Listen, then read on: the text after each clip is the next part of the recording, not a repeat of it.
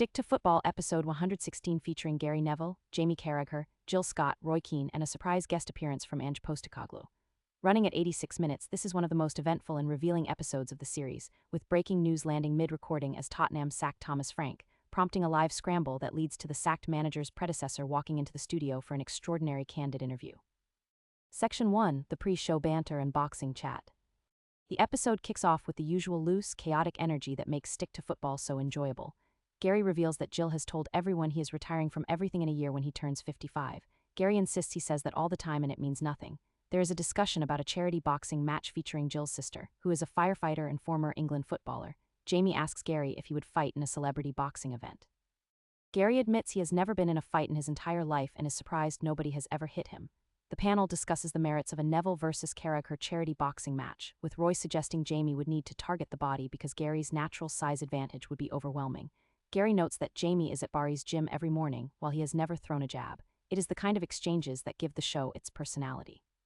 Section 2, Cole Palmer's miss and the art of finishing. The panel dissects Cole Palmer's extraordinary miss against Wolverhampton, where he somehow skied the ball over the bar from practically on the goal line. Roy Keane delivers one of his most interesting insights, explaining from a striker's perspective that this kind of miss only happens when a player is too casual. A striker, he says, would never miss it because strikers are conditioned to punch the ball into the net from close range. Palmer is a brilliant player, but he is not a striker. He saw the open goal, relaxed, and tried to guide it in rather than smashing it. Roy says with absolute confidence that Harry Kane would never miss that. Neither would Robbie Fowler, neither would he. What impressed Roy about Palmer was what happened next. The very next time he got the ball, you could see his mentality shift. He went on a run, won a dangerous free kick, and nearly scored from the last kick of the game. That recovery instinct is what separates the elite from the merely very good. Jamie and Gary both note their admiration for Palmer, with Roy revealing a rare softness, suggesting there is almost jealousy in his appreciation because Palmer plays with the dead-again casual attitude that was the opposite of Roy's own intensity. The panel also lavishes praise on Bernardo Silva, with Gary describing how he mesmerizes defenders in tight spaces despite being physically small and popping up in positions where you almost do not know what his role is. Section 3, Breaking News and the Spurs Question. The episode was originally planned around the question of whether Spurs could get relegated. They sit fifth from bottom, having won just 2 of their last 17 league games. Then, mid-recording, the news drops on a phone notification. Thomas Frank has been sacked. The panel's reaction is immediate and divided. Roy feels genuinely sorry for Frank, arguing that 20-odd games is not enough time for any manager. Gary and Jamie acknowledge the sympathy but argue that when you are fifth from bottom with the threat of relegation, a club cannot afford to gamble. Jamie reveals he was at the Spurs versus Manchester City match and texted the group at halftime saying Frank would be gone by the next lunchtime. The feeling in the ground was unlike anything he had experienced at Tottenham. It was over. The stadium was emptying. Only a second-half comeback that saw Spurs score 5 minutes after the restart prolonged Frank's stay by a week or so. Section 4, the systemic problem at Tottenham. The panel digs into why Tottenham keeps burning through managers at an alarming rate. Mourinho, Conte, Nuno, Postecoglou, and now Thomas Frank. These are not mugs, some are serial winners. Roy asks the fundamental question. What is wrong with that football club? Gary points to the ownership. Despite building a magnificent stadium and world-class training facilities, Tottenham do not pay the wages required to compete with the top clubs. The wage bill, more than transfer spend, determines where a club finishes, and Tottenham's is significantly below the Big Six. Roy identifies a deeper cultural issue. There's a softness on and off the pitch. He recalls that even during his playing days there was always something missing at Spurs, something in their DNA that prevented them from going the distance. Jamie makes an interesting observation about Spurs fans, noting they have always prioritized attractive football. When pragmatic managers like Mourinho and Conte were brought in, the fan base revolted despite results improving. But Jamie argues that in the modern Premier League, this is a false dichotomy.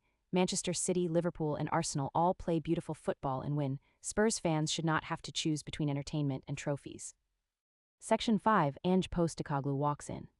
In what becomes the centerpiece of the episode, Ange Postecoglou, who is already booked for a future recording and happened to be in the building, is brought in to discuss the news. His timing is extraordinary. He is visibly thoughtful and his insights are devastating in their honesty. On Thomas Frank, Ange is sympathetic but pointed. It is tough, he says, having been in that exact position twice in the last 6 months, but he quickly pivots to the bigger picture. He calls Tottenham a curious club, one that made a major pivot at the end of last year, not just with him, but with Daniel Levy leaving as well. That created enormous instability, and any manager walking into that environment was facing an impossible task. Section 6, the belief problem and the Europa League final. The most revealing moment comes when Gary asks Ange directly whether there's a lack of belief inside the building that Tottenham can win anything. Ange does not hesitate. 100% there is, he says, absolutely, and that was the thing I was trying to break. He describes the culture as fuzzy, a place where nobody internally would dare say they could win something because they were just scared. They had been close too many times and fallen short. Ange reveals that on the day of the Europa League final, the atmosphere was calm because he had spent months selling the players on the idea that they had a unique opportunity to put themselves on the walls outside the Tottenham dressing room, walls that feature only teams that have won trophies, most of them in black and white photographs because it has been so long. He told the players that Harry Kane is not on those walls. Sonny is not on those walls. The only way to get on those walls is to win. And they did. The win broke the Spursy curse, at least for a moment. Ange also reveals that he knew he was going to be sacked from around January or February. Nobody was talking to him about transfer windows or pre-season plans. He told his coaching staff to get their helmets on because if they were knocked out of the Europa League at any stage, it was over. Despite knowing his fate, he remained laser-focused on winning the trophy because, as he puts it, it had taken him 30 years to reach that moment, and he was not going to let anything distract him. Section 7, The Wages Problem and What Tottenham Really Are. Ange delivers perhaps his most damaging assessment when discussing Tottenham's identity. The club's motto is to dare is to do, and it is written everywhere inside the building, yet their actions, Ange says, are almost the antithesis of that. Under Daniel Levy, the club took the safe path which delivered a new stadium and new facilities but never delivered trophies. Ange argues that at some point you have to take risks to win, and Tottenham have never been willing to do that. On wages, he is equally blunt. When they were trying to sign players, they were not in the market for the caliber of player needed to make the jump. The club publicly said they wanted to compete on all fronts, but Ange's experience over 2 years was that they did not act like a big club. When Arsenal need a player, they spend 100 million on Declan Rice. Ange does not see Tottenham ever doing that. He also emphasizes the loss of Harry Kane, calling him the best player he has ever witnessed close-up in his entire career. Kane left just days before the first match of the season and was never replaced with anything close to his quality. Section 8, Free Kicks, Predictions, and the Lighter Moments. The episode rounds out with a lighter segment using the Premier League companion powered by Microsoft Copilot. The panel tries to guess the top 5 free kick scorers in Premier League history. The answers are David Beckham at the top with 17, followed by James Ward-Prowse, Thierry Henry, Gianfranco Zola, and Cristiano Ronaldo with 12. Gary reveals that Beckham kicked more footballs than anyone he has ever seen. He was obsessed from the moment he walked onto the training pitch to the moment he left. The prediction segment sees the panel tipping Manchester City to destroy Salford in the FA Cup and debating whether Tottenham's next game, the North London derby against Arsenal, represents a perfect opportunity for a new manager bounce or a potential disaster. Key takeaways. This episode will be remembered primarily for the Ange Postecoglou interview, which is one of the most honest and revealing manager interviews in recent football media. His description of the belief problem at Tottenham, the gap between the club's rhetoric and reality, and his knowledge that he was being sacked while simultaneously trying to win a European trophy is genuinely compelling television.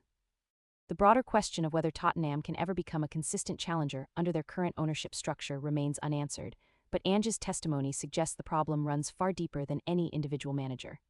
The elephant in the room is that Tottenham have won essentially nothing for 40 years, and the ownership appears content with that as long as the business side thrives. Whether that changes under new leadership or a potential new owner is the question that will define the club's next decade.